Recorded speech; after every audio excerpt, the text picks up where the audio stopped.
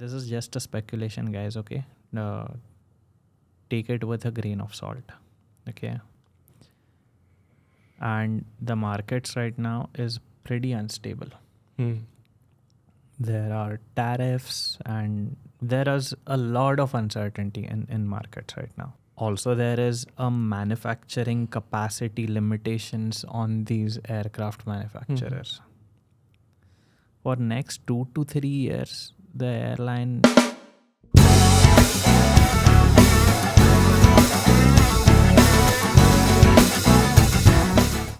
What's up?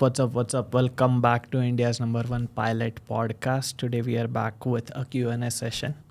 Capt.Neha has gone for her IRPPC, so she won't be able to join today, but we are here, I and Winged Engineer, Chintan. We are here to do a Q&A session for all the comments that you have put on the pilot podcast. Thank you for watching, subscribing, and listening. Yes, welcome back to this Q&A podcast.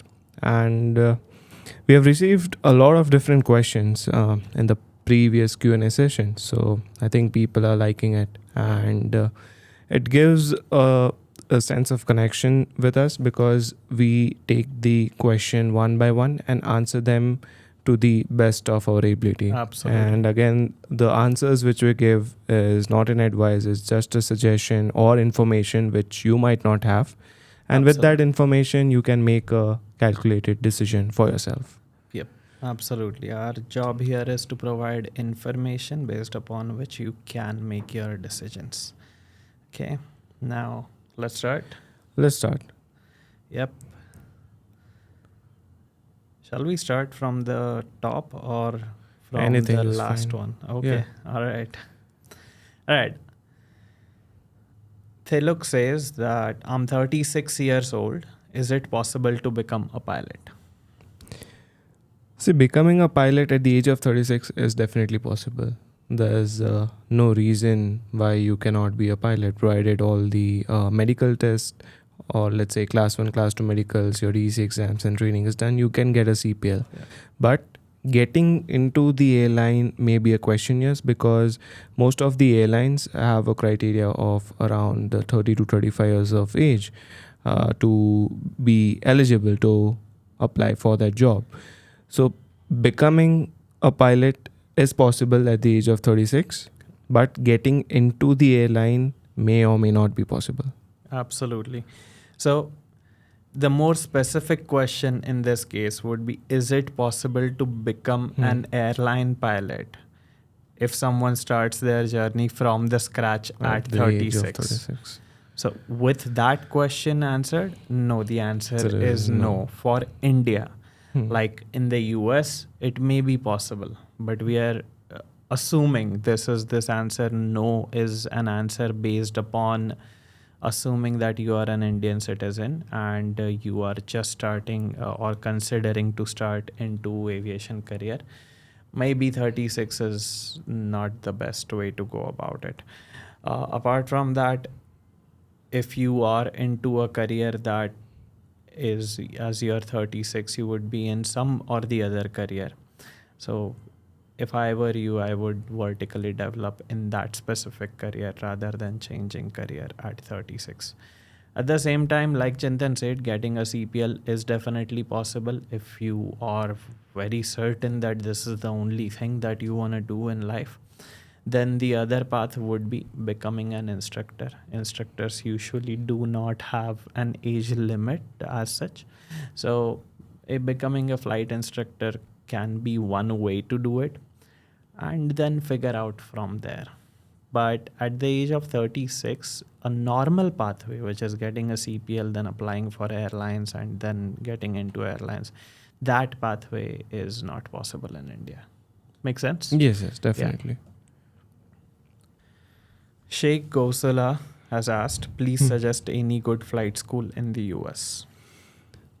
See, there are many different flight schools in the US, but the one which specifically suits you will depend on your budget and how prepared are you to go there.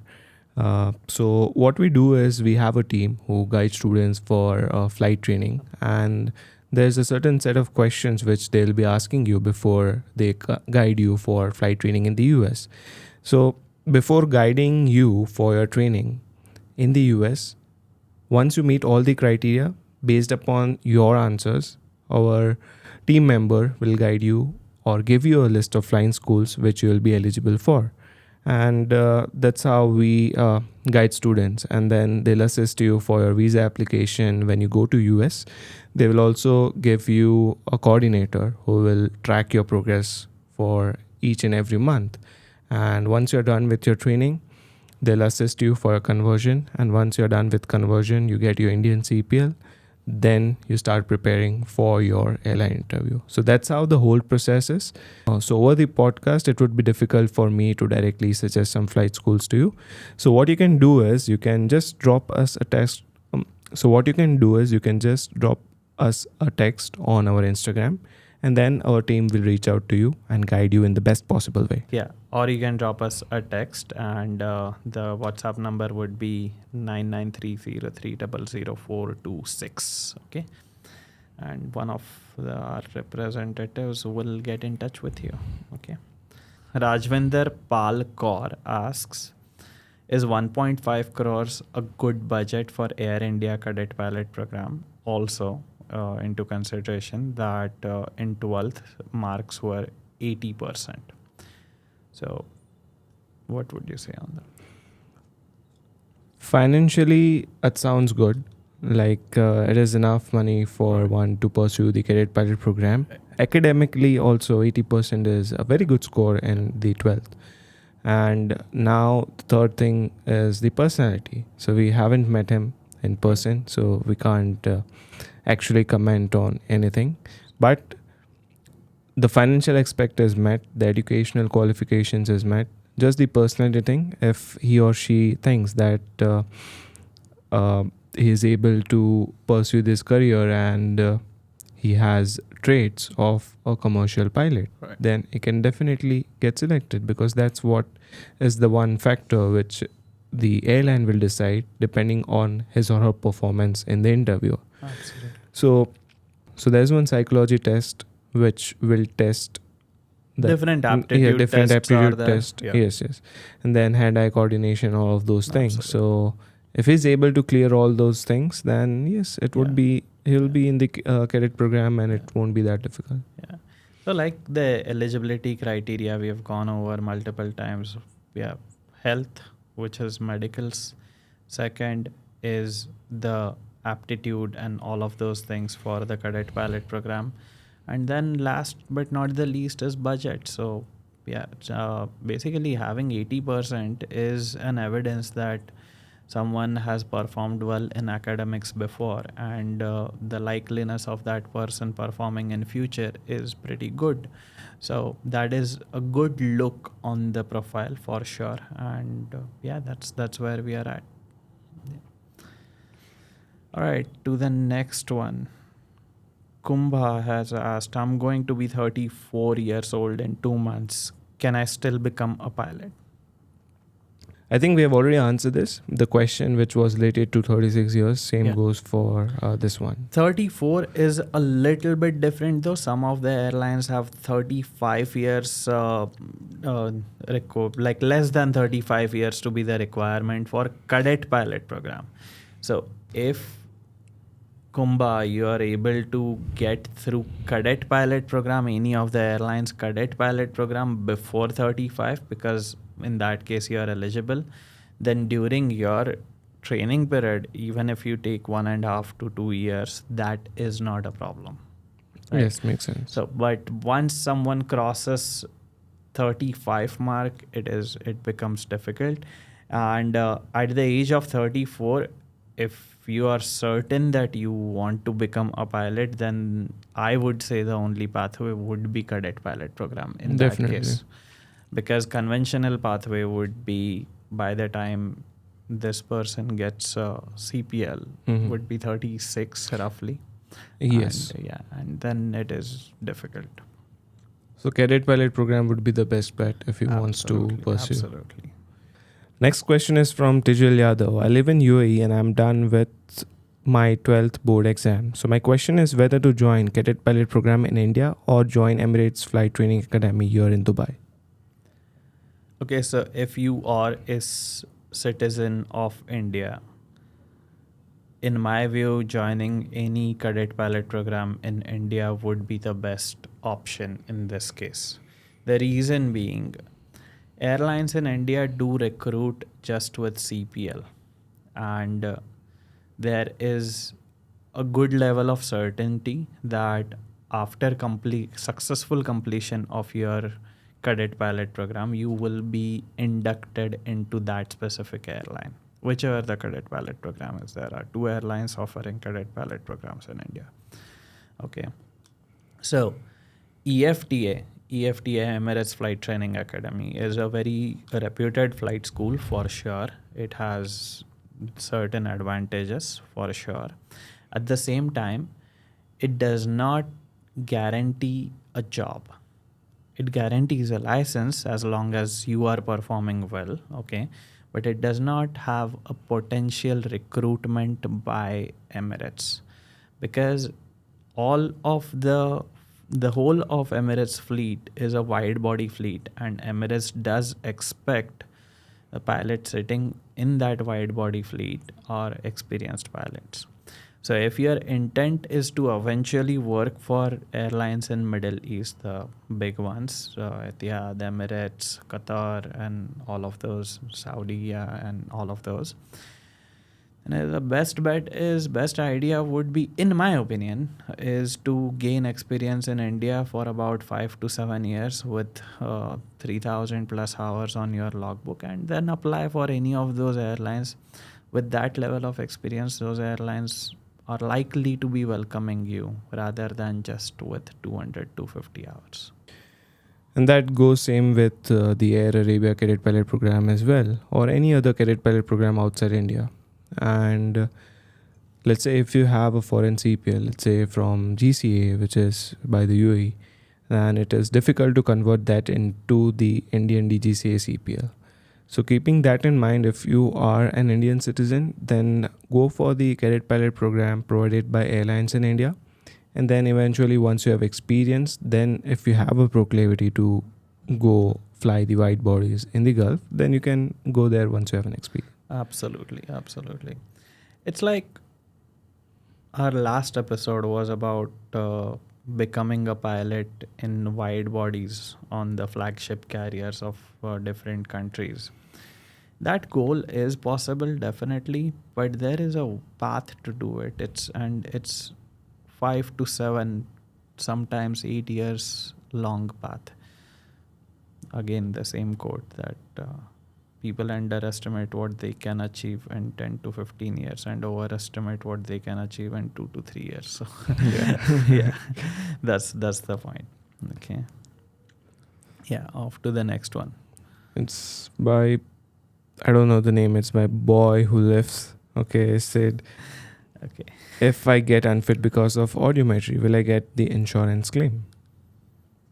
Yeah, definitely. I mean, we are not insurance attorneys, but yeah, because it's what it says is loss of medical.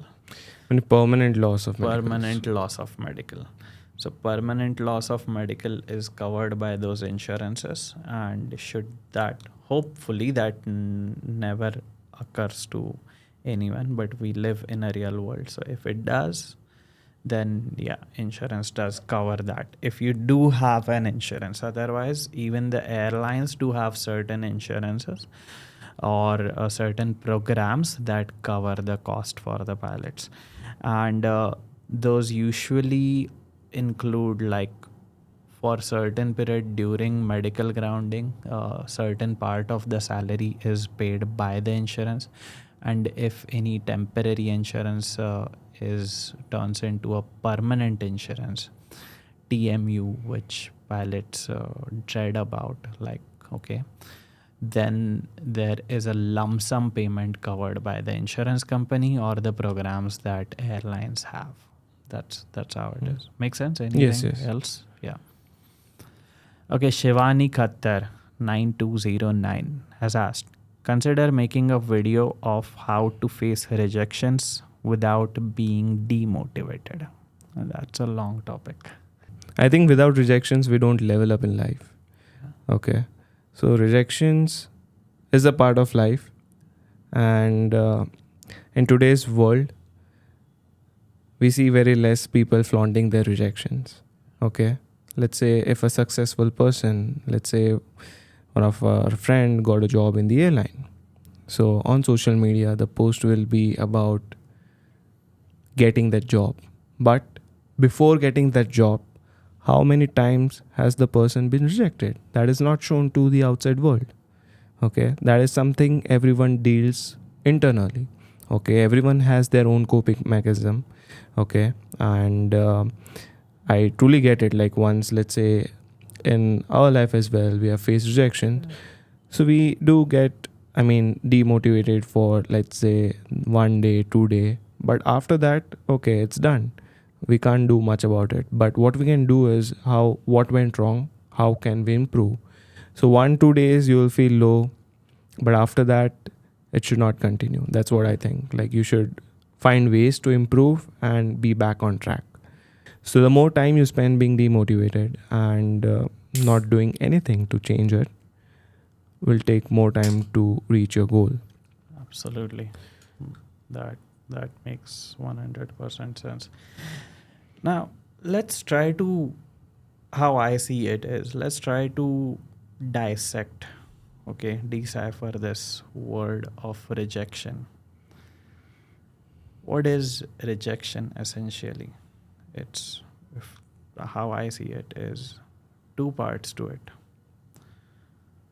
One would be shame, okay, that how the family members would see a person after being rejected, how the society will see us, okay, and what will be the consequences, the affected status as a result of that rejection.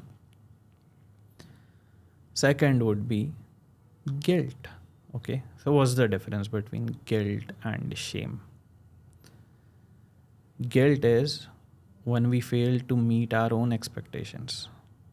Shame would be when we fail to meet others' expectations. That's how I see it. Okay. Now, what was the exact cause of the rejection? Was it under preparation? Or it was, what exactly was it? Okay.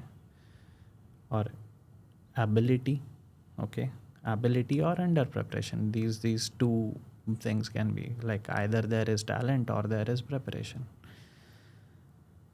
So maybe talent is something that we are born with. We may not be able to change it. So let's forget about that part. But if the rejection, let's take a hypothetical scenario. If the rejection was because of not passing in a written test, okay, or in a sim check, or in an okay, let's take these two. Let's take these two examples. A failure of a check ride is a rejection, okay. Now what was the cause of that? Did not chair fly enough, did not practice the maneuvers enough, did not, or maybe the ability, okay. We cannot change the ability. So what is in our control? In our control is to change the other variable, which is practice, which is repetition, okay. So usually those are caused by overestimating ourselves. That, okay, I practice it twice and then I'll just sit in the cockpit and figure out from there. And maybe it doesn't work that way. What would be the unreasonable number of practices if someone practiced that specific maneuver in chair flying 100 times? Would it still be possible for that person to be failing that check ride? The likeliness is very low, okay. So after the fact, after the rejection. Let's come to that point now. So what's in our control to change the other variable? Okay. Feeling demotivated is because either that person is feeling shame or feeling guilt. Okay. But none of those two feelings are gonna help in passing that specific check ride in future. So just let it go, shake it off the shoulder and get to what next. That is how we have been doing our that is exactly what Chintan said. That is how we have been dealing with it. And demotivated is because of taking that rejection so personally that a person starts to question their own identity. Instead of doing that, just try to take it in a way that it was lack of my preparation and I take the full responsibility for it, and now I will prepare as much as it requires to be not rejected. Okay, that's all we have. We are no psychologists, no therapists, but this is how we have been dealing with it. Yes, very well explained. Yeah. Okay. I hope that some of that helps, or maybe it doesn't. Okay. But good luck here. There is no point in taking things so personally that we have to look forward eventually. The only question is how soon we learn to look forward. There is some holy person that has said that a person will smile even after he or she loses someone he loves the most. The only question is how soon. So, how soon are you willing to look forward and let it go in the past? It can be right now, it can be 2 years later. The decision is yours. Very well said, I would say. Yeah, like, chalo, let's move on. That's all, Shivani, for you. I hope, we really hope that helps. Okay, good luck. Ramdeep asks, I had a question regarding emergency leaves as a pilot. If some of the family members is seriously ill or has succumbed to certain illness, do airlines ask for death certificate or anything like that? So if there is any emergency, like let's say sudden death of any family member or anything emergency, let's say if health is getting deteriorated of any family members of oneself, we can always choose to go on emergency medical leave or emergency leave. And there's no restriction on it to get that leave unless and until you have a valid proof. Yeah, if there's which is truth. Which is truth. If a person, or let's say if someone is using it to get some, let's say, personal trip, or let's say just want to rest and some, then that won't be granted. You need to have a valid reason why you want to take emergency medical leave or emergency leave, and for that the airline may ask for proof. For example, death certificate, or let's say if someone is ill, may have to provide medical reports that okay, so and so person is ill. But you definitely get offs for that, because everyone needs to be home if there's an emergency in the family. So airlines do consider that. Absolutely. And at the same time, this is handled by HR department of the airline. So every airlines handles this in different manner. At the same time, for pilots to be working under such kind of stress is not expected by airlines. The loss of a family member comes amongst one of the highest level of stressors. Such as there are certain stressors, like familial stressors would be loss of a close family member, which would be like blood relatives and spouse. Those would be Second would be separation from the spouse. That is also that also comes under a significant stressor. Then there are like financial stressors or different kinds of stressors. But those top two, those are definitely considered in aviation as serious and are taken seriously, not lightly. And if those are conveyed to the airlines most of the times and most likely will grant that pilot a leave for to sort their affairs. Yes, makes sense. Moving on to the next one. It's by Gunaf1275. In one vacancy, how many pilots are selected, and on an average, how many of them apply? No idea, guys. This data is with the airlines, and depends upon the airline whom they want to select, depending upon the performance of the individual. So this data, I don't think so it's shared with anyone.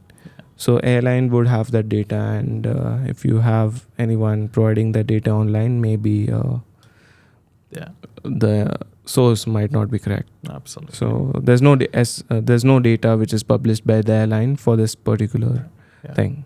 So but if I'm pretty sure, but if you prepare well for the interview, you will get selected. Absolutely. Next question is a long one. It's from Charukish. Okay. I am a first year electronics and communication student at VIT Chennai, and I'll be completing my first year in just 2 months. My engineering program is officially 4 years, but with my fast track plan, I aim to complete it almost by my 3rd year, final semester. This means I'll be free by my 4th year itself. I also have 2-3 months of holidays every year, which I want to utilize wisely for prior training preparation. I'm planning to pursue Cadet Pilot program preferably in India after my degree. However, I couldn't start my pilot journey right after 12 due to weight concerns, financial planning. Over the past year, I have worked on my fitness, successfully lost around 22 kgs, bringing my BMI to a healthy range. Very good. Now, I want to strategically plan my DGCA medicals and exam preparation. My goal is to get Class 2 medicals by May 2026 so that I can complete my Class 1 within my 4th year and also complete ground papers in meantime. This way, I can ensure I'm medically fit before applying for a Cadet Pilot program. I'd love to get your guidance on the best timeline for clearing DGCA papers while balancing my engineering studies. Since I'll be free from 4th year, I want to plan my training steps efficiently. Can you suggest me a structured timeline for when to start preparing for DGCA exams and which ones to prioritize first? Best way to clear these exams on the first attempt? When should I ideally attempt my Class 2 and Class 1 medicals? Best FTOs and predicted price of CPP in 2028, how to prepare for GD, PI, and any other advice for someone in my situation. Right. I mean, okay, that's a long one. Yeah, that's a long one, and it's a pretty detailed one, absolutely. asking everything in detail. Absolutely. So good job on placing this question. It will help us to clear a lot of doubts for everyone watching this. Also, congratulations on losing 22 kgs. That's a great achievement. Okay, that definitely is a great achievement. Naam kya hai? Charukesh. Okay. So Charukesh, great job on losing 22 kgs. That's a great achievement. Okay, and your sincerity is reflected by that one sentence. And even the way you have articulated the whole comment, we are really impressed. So great job on that.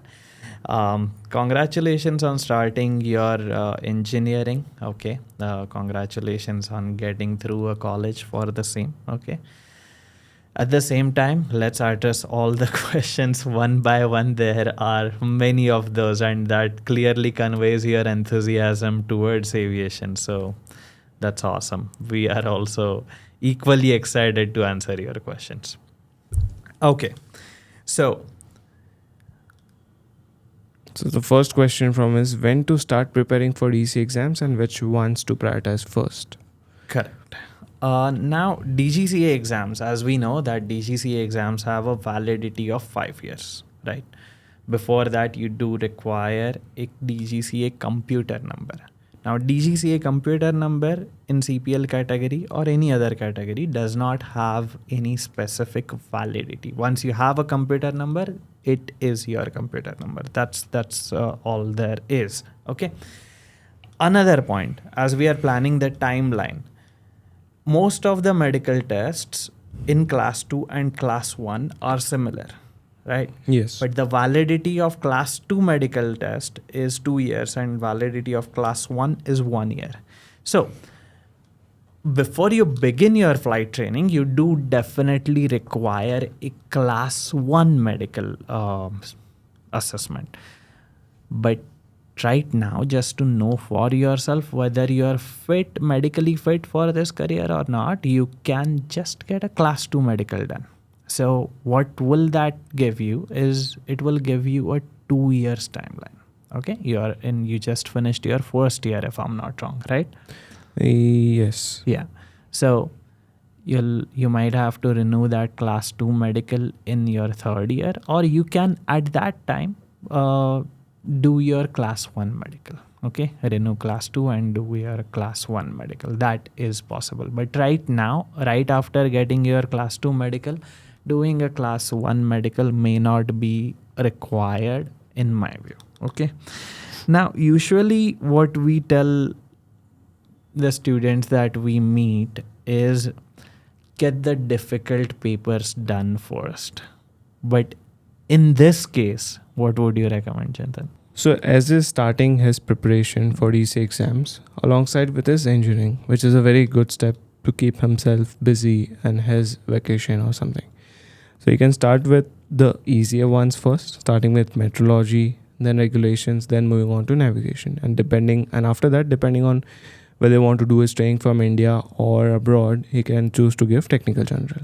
Absolutely. So generally we advise students to start with the difficult ones first, but this case is different. So as we know that the validity of these exams is 5 years. So if he gives meteorology and let's say by any chance, I wish it doesn't happen, but by any chance if it get lapsed, let's say 5 years passed after giving his exam, so it will be easier to again study for meteorology and clear it the second time rather than letting navigation lapse and giving it the second time. Absolutely. Yeah, that 100% makes sense. Your time of validity starts from date of your results and until the date you submit for your CPL documentation.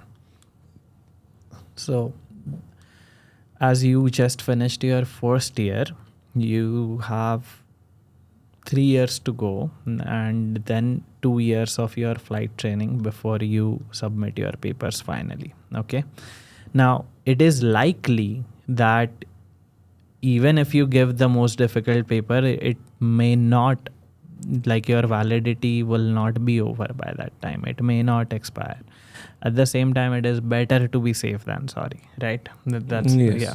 So this year you can clear, as Chintan said, meteorology, then regulations, then final year you can clear your navigation, and then go for your flight training. Makes sense? Yes, definitely makes sense. And meanwhile, there's also RTR if he plans to do his training from the US. Right.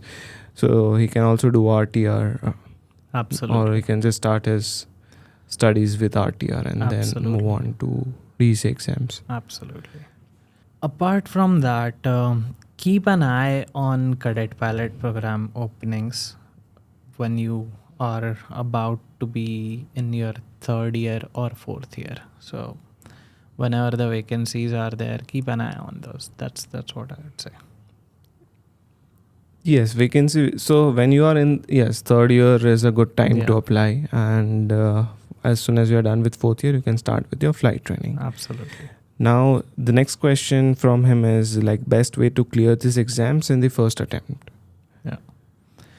So as you are doing this with your engineering, you will need to allocate time correctly because subjects like navigation do require roughly around 4 to 6 hours of study for 2 to 2.5 months regularly. At the same time, meteorology, not so much. Meteorology, in your holidays, vacations itself, you can finish that without any problem. 2 to 4 hours of study for even a month should be enough to clear meteorology. Speaking of air regulations syllabus is added now. There are many chapters that have been added to air regulations. So air regulations would require around 45 days of 3 to 4 hours of studying. Okay. Uh, if you are willing to enroll for a ground class, check out CNTAA online. There are demo lessons on this. These are online on-demand demo lessons, so that whatever the time that you are available, you can study at that time. The whole training is done by Capt.Neha. If you are someone who prefers online live training, then the CNTAA offers live sessions training that is covered by Captain Pankaj. Okay, so go through the demo lessons. If you are willing to enroll for the live sessions, then contact us on the number that there is, and get in touch with Franklin. He'll assist you with a demo lesson for live sessions. Okay, but for live sessions, you'll be required to be attending the lecture at a specific period of time. Okay, at specific time, at specific hour. That is how it is. And as you are doing this during your engineering, we won't talk about offline training here. Okay, CNTAA does offer offline training as well in Mumbai, but let's focus on your specific case right now. Okay, so check it out.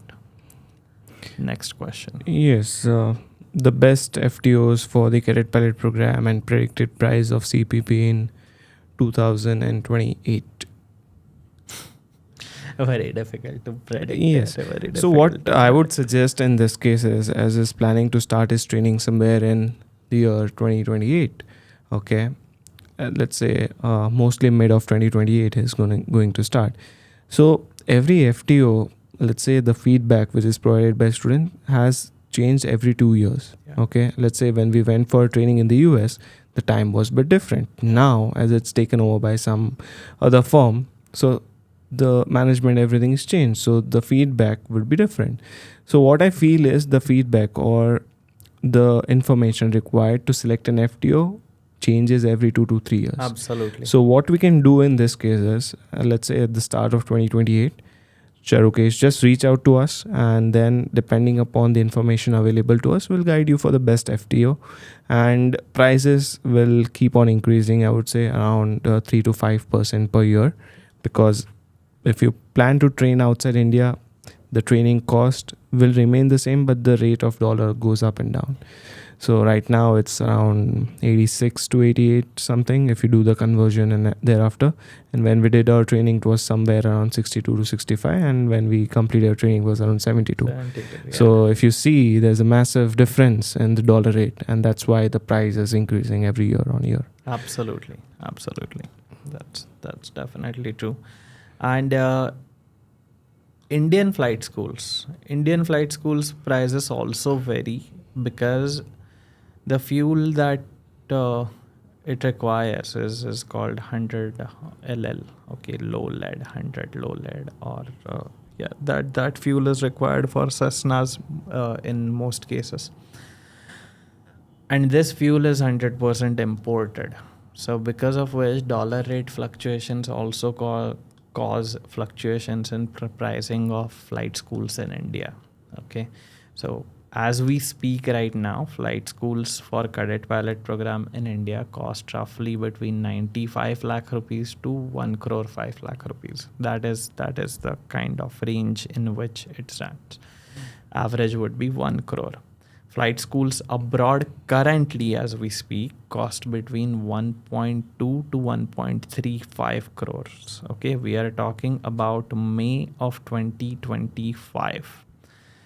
So let's see where it takes us in next 3 years. Okay, but we will be there to answer your questions in 2028 also. Okay, so feel free to continue watching these podcasts, and thank you for your attention. Thank you for such detailed and well articulated question and comment, right? Yes, it's still not over yet. Okay. Yeah. So next one is how to prepare for GD and PI, as I'm very concerned about it. Okay.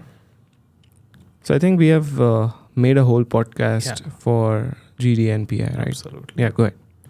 One step at a time is what I was about to say. Okay. Yeah. So yeah, there is a podcast. You take this one. Go ahead. I have given my input. Yeah. So there is a podcast about it completely. On that one specific question about GD, PI, okay, group discussion and personal interview, even aptitude tests. Specifically for this, we have made one whole podcast to brush it up in quickly. I'll speak fast, listen fast, okay? Before you go for GDPI, you have aptitude test. Aptitude test is hand-to-eye coordination. That would be psychometry test. Then we have mental math. Then we have physics, maths, English, and then we have simulator test. This is what that consists of. You are an engineer, physics, maths, English will not be a problem for you. English, definitely, the way you have articulated this and the whole comment, there is no problem with that respect either. Mental math may not be a problem for you, but it always helps to practice upon that. When we speak about adapt, there are different batteries of test with respect to this, which test the hand-to-eye coordination, okay, and which also test different areas of aptitude, to be honest, reaction time and so on. Okay, there is a multitasking there.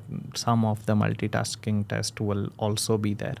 Okay, then there is personality test. Personality test is something that tests different personality traits of the candidate. Now that is to be attended and answered as genuinely as one could. Okay, that is what adapt is. Then group discussion. Group discussion is an activity which represents how good of a team player a person is. So that activity prioritizes collaboration over competition. Okay, now let's go over PI. PI is something that is all of what you did until now, plus your technical knowledge in aviation so far, whatever that you have gathered. Then also whatever the answers that you have been giving until now in your adapt personality tests. It is to check that are you really that person, or do you really behave like that? How do you perform under stress? How are you with respect to mental math? And also it is something that checks that are you really interested in getting this job, and how much is your dedication, preparedness, enthusiasm towards the job that you have applied for, which includes your enthusiasm not only about aviation but also the company that you have applied for. If you are interested in something, then you will read about it, you will try to learn about it, right? And if that is reflected in that PI, and as everything goes well, then you pass those tests. Okay, this was really a very brief of that podcast, but we highly recommend you see that podcast where we have gone into all the intricacies and details of that specific topic. Make sense? Yes. We have answered all the questions for Charukesh. And congratulations to us. And hope, just kidding. And hope you have got the information which you are looking for. And if you have any other questions apart from this, feel free to comment down or reach us directly on Instagram or WhatsApp to get a personalized consultation. Absolutely. We'd love to speak with you. Yeah. Okay, so Saksham is asking, hello, I'm Saksham, currently in 12th grade, will be graduating in 10 days, and I'm only 17 years old. I will turn 18 in February next year, and I don't want to do conventional. I want to go for Cadet Pilot program with L3 Harris. So when I get my result in May, I will still be 9 months short to become 18 years old. Please give a proper reply to this. Do I have to wait for 9 months in order to meet the age requirement of 18 years? See, as you have 9 months of time with you, what you can do is you can start with the process, or let's say step 1 of becoming a pilot, which is medicals. Okay, and this is to be done only if you're sure that you want to become a pilot. Yeah. So first is go for your class 2 medicals. Once you are done with that, you wait for your class 2 medical assessment. While you wait for your class 2 medical assessment, join a DGCA ground school to prepare for DGCA exams. Apply for computer number. Yes. Computer number, is there a age requirement for computer No. number? No, right? So yeah, apply for computer number, prepare for DGCA exams, and those period of 9 months, make sure you clear your DGCA exams, your RTR if you're planning to do it from, let's say, USA or India. And that's how you can utilize your 9 months. And once you're done with this papers, the RTR and the medicals, start preparing for the Cadet Pilot program interview. Absolutely. That's how you can utilize your 9 months. And I'm glad that you asked this question. So what will this do is it will save 9 months of your training. And once you are done, let's say once you just turn 18, on the day you turn 18, just apply for the Cadet Pilot program. And once you clear the interview, you're ready to start your flight training directly. Absolutely. So here's the thing, that usually it's not the date of application, it's the date of assessment that matters for the age, and you apply a couple of months prior to it. So we are talking about 6 months to 7 months time here. Now in those 6 months to 7 months, you definitely can get all the other requirement done, which will save your 6 months from later part of Cadet Pilot program. So eventually you are gonna get into an airline at the same time. That is what it is. But airlines do have this requirement that at the date of assessment or the date that the airline has given, on that specific date, you need to be 18 years old. So yes, there will be a waiting time. But yeah, that does require patience, and patience is essentially figuring out what you do in the meanwhile. So in the meanwhile, you can get all the requirements that are theory papers, computer number, medicals, RTR, all of the requirement, you can get it done. Also, if you're even further proactive about it, then you can also get SPL from some of the school at the later part of those 9 months, so that when you come back from the US, you don't have to apply for an SPL separately. Makes sense. Yeah. Yeah. SPL, FRTOL, all of those things. So which will shorten the duration of the Cadet Pilot program for you. Because Cadet Pilot program is essentially the same thing as conventional pathway, except for there is an LOI to give you a mental peace. That's essentially what a Cadet Pilot program is. Apart from that, the whole process, whether it is a Cadet Pilot program or conventional pathway, the process is the same, except for the LOI part, right? Makes sense? Yes, definitely. Yeah. Okay.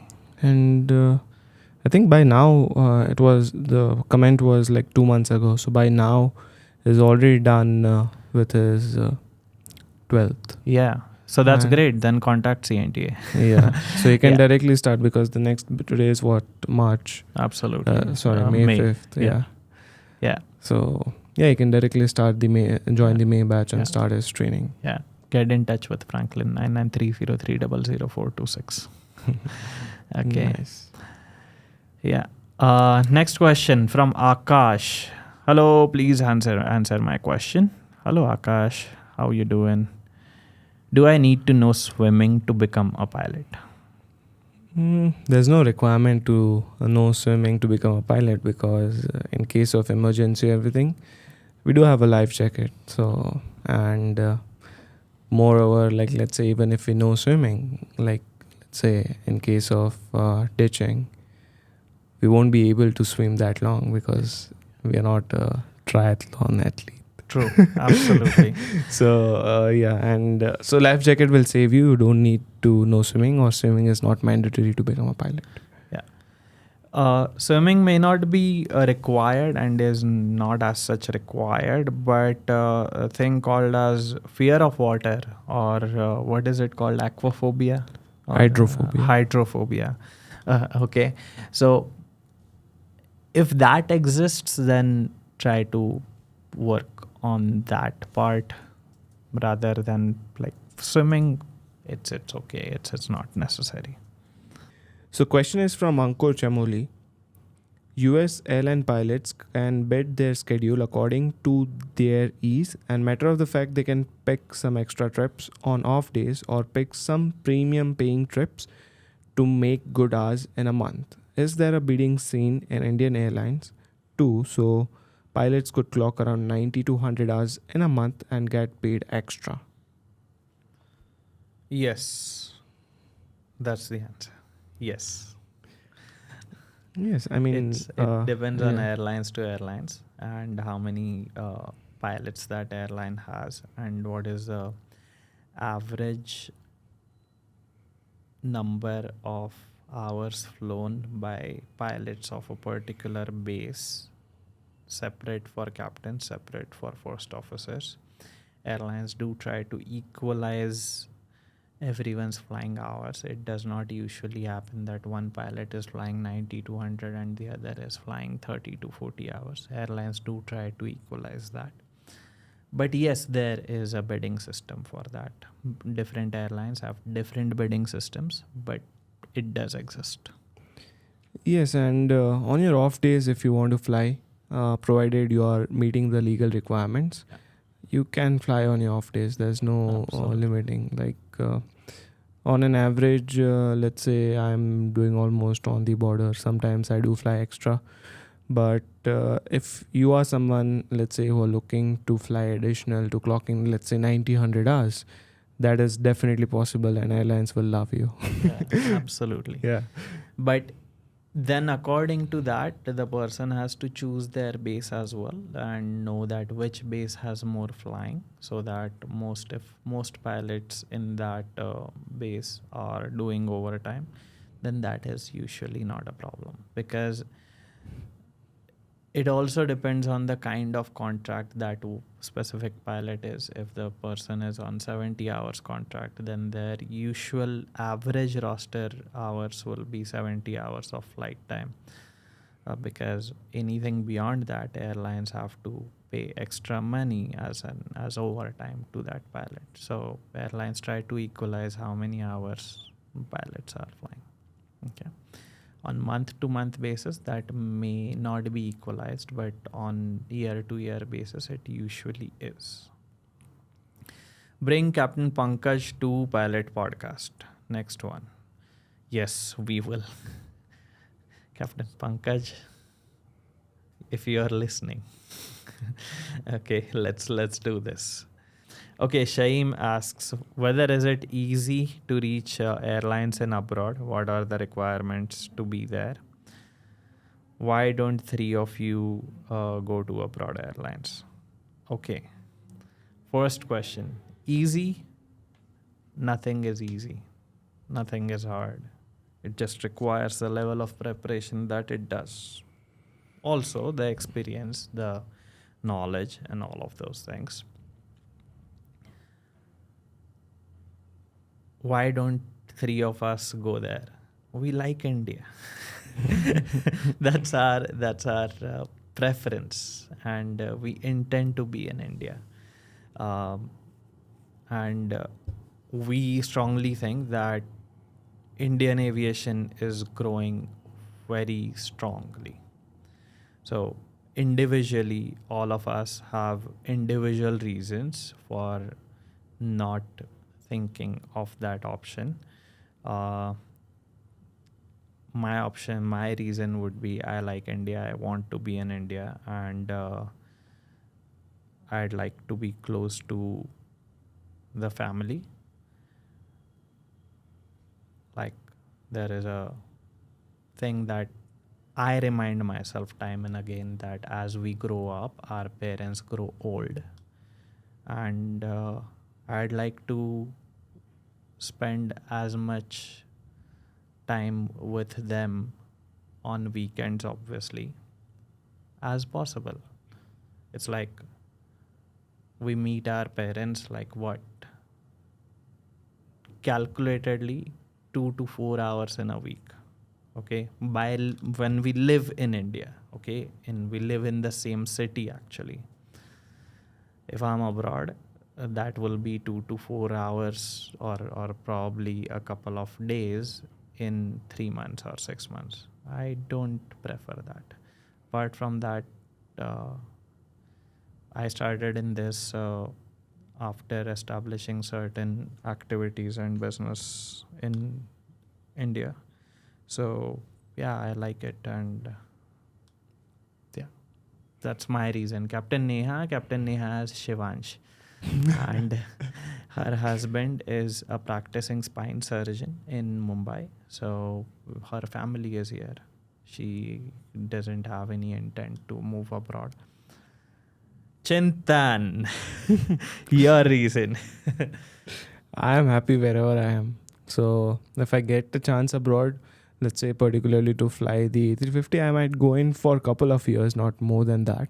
And primary place to stay is India, because I don't know, like going outside, it's good for a couple of days, let's say 1 month, 2 months, but then you realize that, okay, family is what is the main thing, not the outside world. Yeah.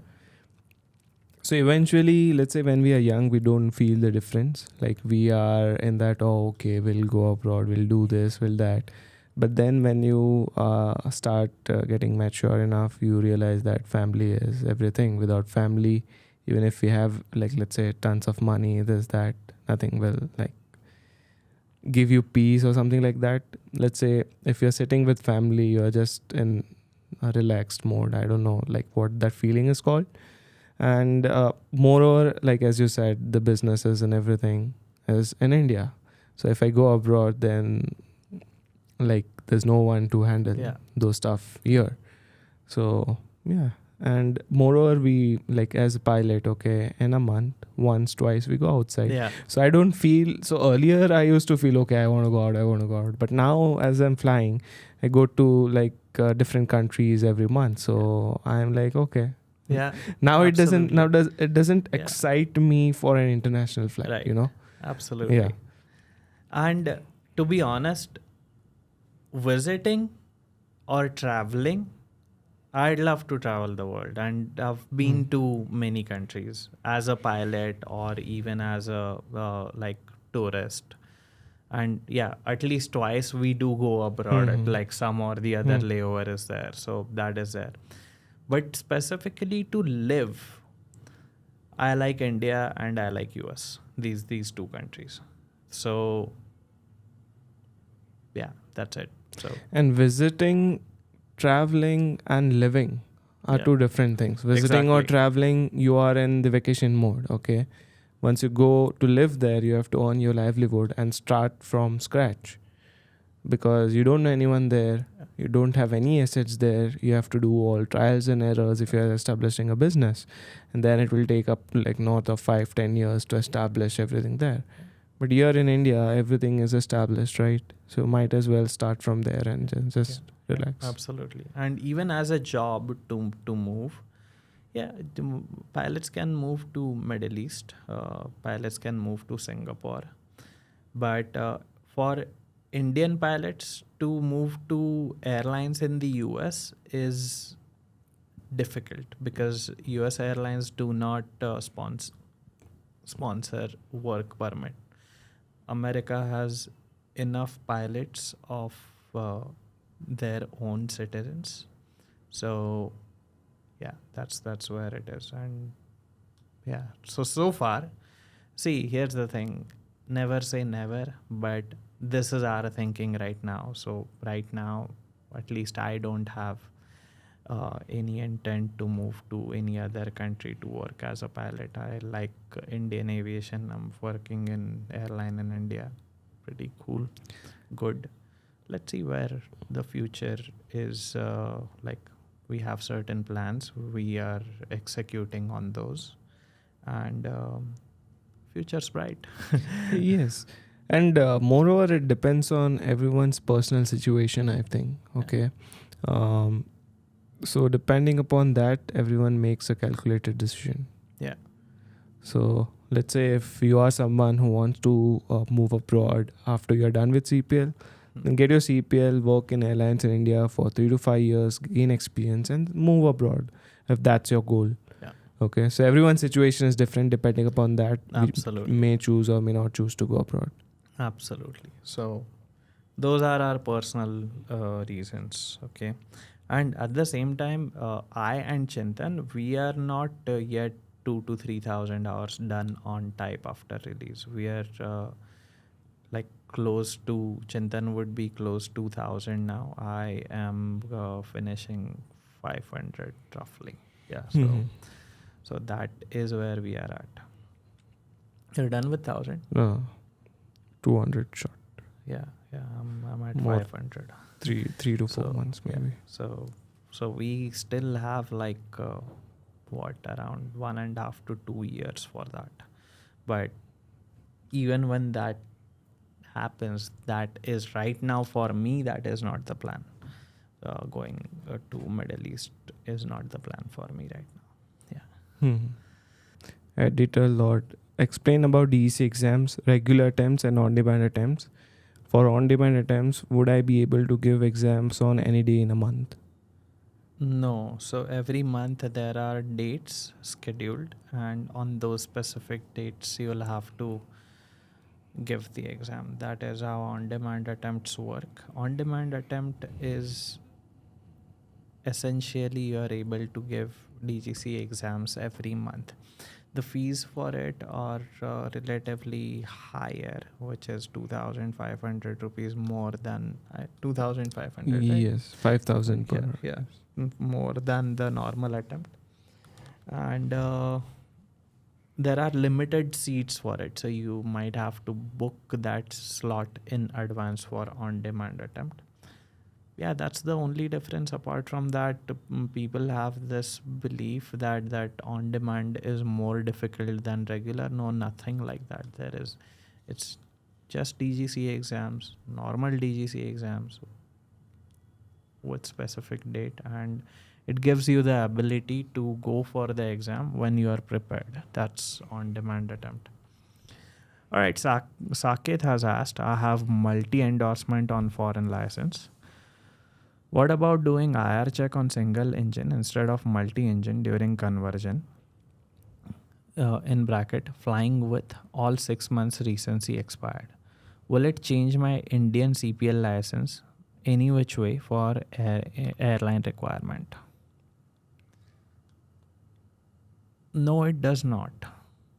You can do your IR check on single if you do have Castle plus add-on multi. So Castle meaning commercial single engine land plus multi add-on. If you have that, then you can do your check ride on a single engine. As long as there was instrument rating endorsed on your commercial single engine, then that's completely all right. It would not change your requirement with respect to airline, or even the license issuance should not have any problem. After 6 months expiry, okay, that is what we are talking about. Okay, as airlines have ordered aircraft for future, at what time would those be delivered? In 2027 or 2028, could I expect to find airline jobs with just a CPL? So airlines have given the order just after COVID, as we were going through the news, that Indian aviation has cumulatively ordered more than 1,000 commercial aircrafts. So right now the airlines have started getting the deliveries, but it's not as quick as it used to be pre-COVID. But let's say in the coming years, starting from 2026, 2027, the number of aircraft delivered to the airline will be more than now. So with that, the number of airline jobs will increase for sure, and the airline may come out with CPL holder vacancy or type rated vacancy. Okay, it depends upon the airline. But let's say if you have a CPL, be prepared for it. And as and when you see the notification that airlines have posted a vacancy, you just apply and then go through it. I think both the vacancies would come out, CPL and type rated. Yeah.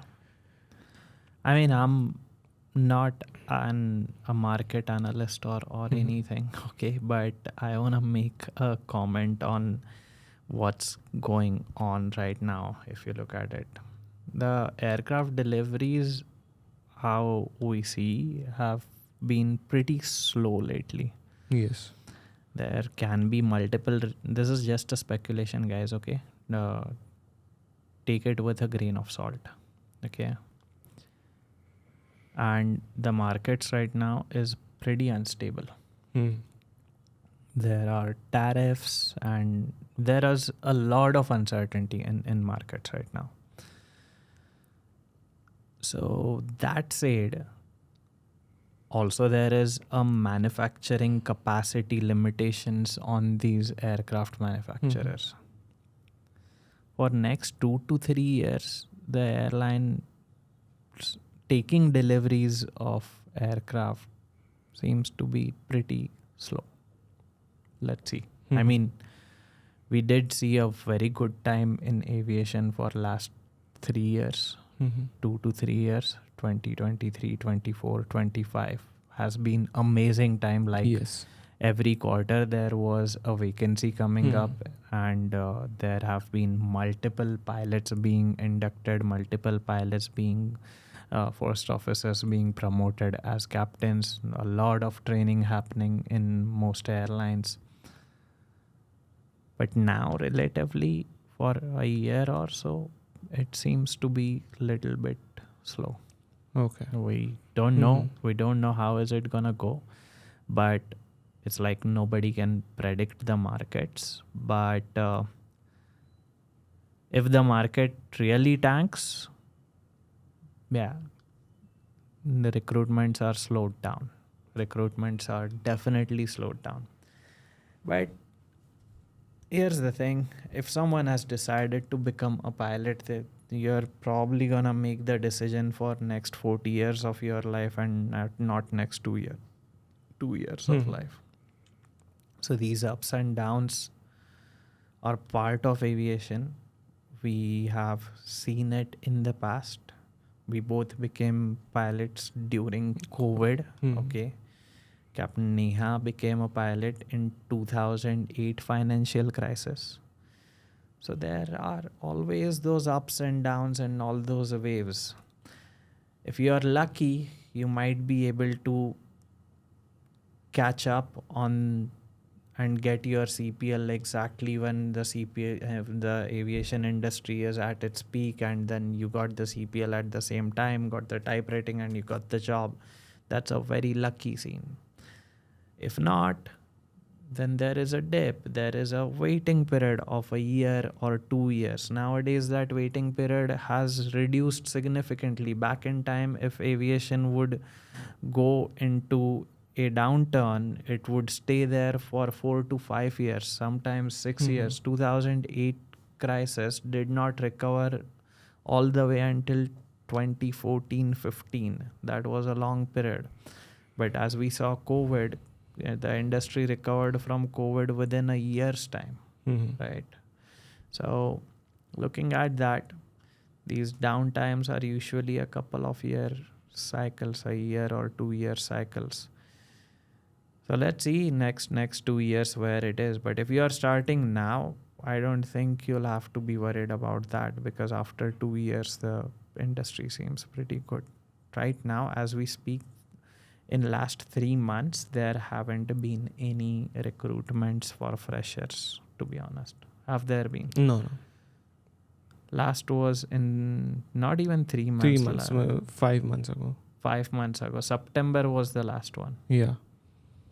So it's AIX had come. yeah. Or, yeah, around more than 6 months then. Yeah. So,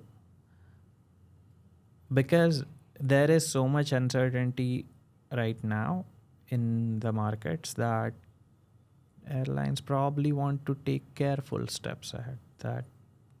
So the aircraft deliveries are slow. So the pilot recruitment is slow. That's what it is. Airlines usually recruit cadets in order of their projection for next 2 to 3 years. CPL holders and type-rated pilots by the projection of next 1 year. And that's how it goes. Okay. Take all of this with a grain of salt. Okay. It is, we are no market analysts or anything, but this is what we have been noticing, and we thought we would convey it with you. So whatever that you feel about it, you can think that way. Suraj has mentioned our civil aviation minister, Sir Ram Mohan Naidu, says that there are 1,700 aircraft coming into our country in next 10 years, and there will be demand for 30,000 pilots to serve those 1,700 aircraft. How true is it when it comes to reality? Will there be enough opportunities for conventional students as well in 10 years then? Time will tell, guys. Time will tell. Yes, if there's a projection, then you can see the number of airports coming up in India.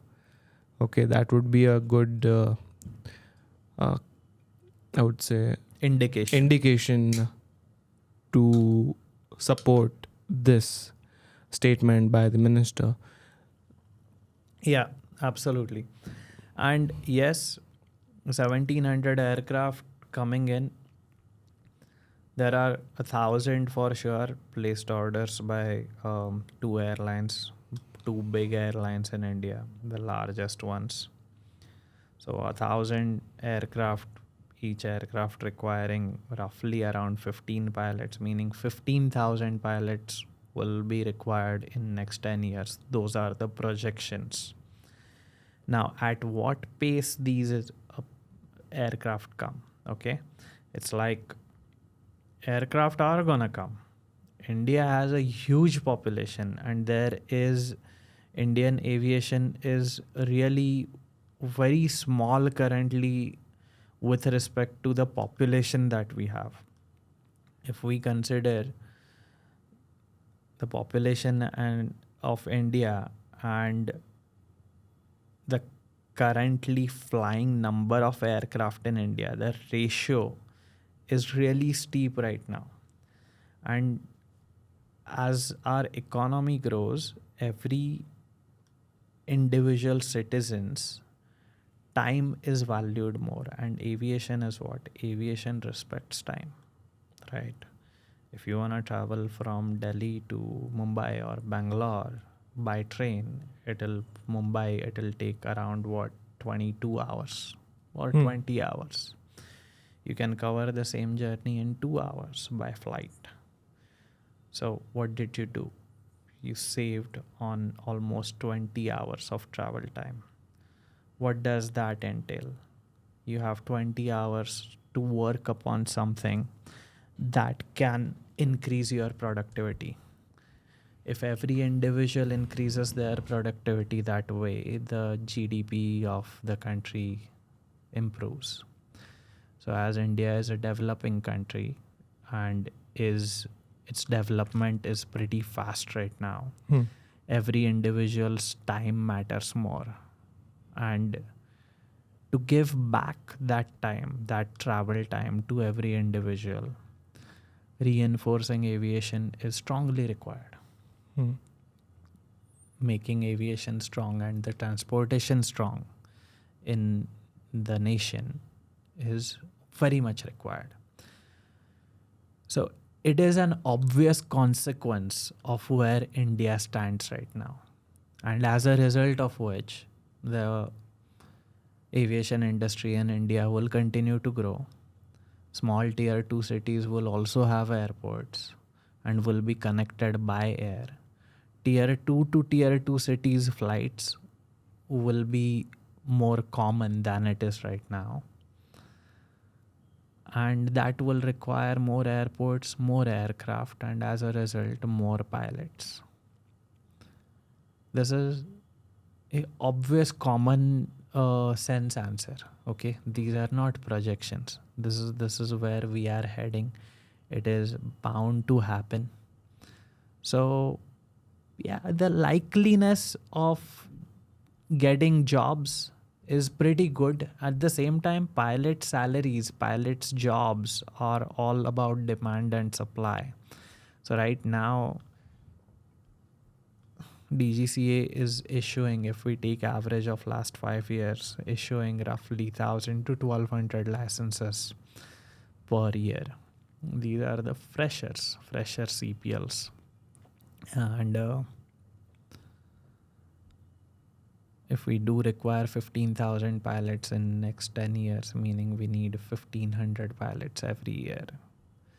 So it is almost meeting or little bit shortage kinda situation there is. At the same time, there are pilots that don't have the jobs yet. So not like extreme shortage as of now, but in future, it seems like there can be. Yes, and opportunities will be there, but you have to be like eligible for it, I would say. And with as years pass, there are pilots who are going to retire. There are pilots who are going to move out of the country, let's say to Middle East or anywhere around the world once they have experience. So that should also be taken into consideration when they project the number of pilots required in the coming decade. Absolutely. Yeah. So 30,000 more pilots, we don't know about that. We'll definitely look into it, but 15,000 is the projected number that we know of. 1,700 aircraft, we don't know about that. 1,000 is what we are aware about. So if the numbers are higher, then yes, definitely the likeliness of getting a job is pretty good. Okay. At the same time, aviation is slowly becoming a pilot is slowly becoming a mainstream education opportunity. It used to be not a common mainstream education stream. Nowadays, it has become one. It is not that lost, unknown field or something. No, it has people know about yes. Yeah. So more people enter into it, higher would be expectation from each individual, because then there is a competition like any other industries, doctors, engineers, everything. Right. Yeah, I hope, Suraj, that answers your question. There's a lot. I think we should start a live podcast with a hotline, so y'all can join on live and call us, and then we'll talk about it with our perspectives, if that helps you. Just the logistics of it, we need to figure out how to do that. That will be fun. Yeah, right. If we plan something like that. Yeah. Like first in India. Yeah. Yeah, we do many things first in India, and then the rest of the people start to do that. But it's okay. As long as the message from rest of the people is good, we support it. Okay. If it is not, then we strongly don't. We are here to provide the right information to you. Okay, that's the goal. All right, guys, thank you for your attention. Thank you for watching, viewing, subscribing. And if you are still here, meaning that tells a lot about you, that you have one great attention span. Second is that thank you, that you, like, we really appreciate that you value this content that much. And yeah, thank you for being here. Yes, thank you for being here. And if you are looking to start your pilot journey and you have some questions in mind, some specific question, feel free to drop down your question in a detailed manner along with your name in the comment section of this podcast, and in the next Q&A session we'll definitely address those questions along with your name. So don't forget to leave us a comment, and thank you for watching this podcast till here. Have a wonderful week ahead. Thank you. Bye. Have a good one, guys. Have a good one. Also, if you don't want your comment to be like, if you want to personally ask anything, then drop us a text on the number that there is. Okay, we'd be more than happy, and CNTAA team would be more than happy to guide you with the same. Okay, Definitely. all right. Have a good one, guys. Bye.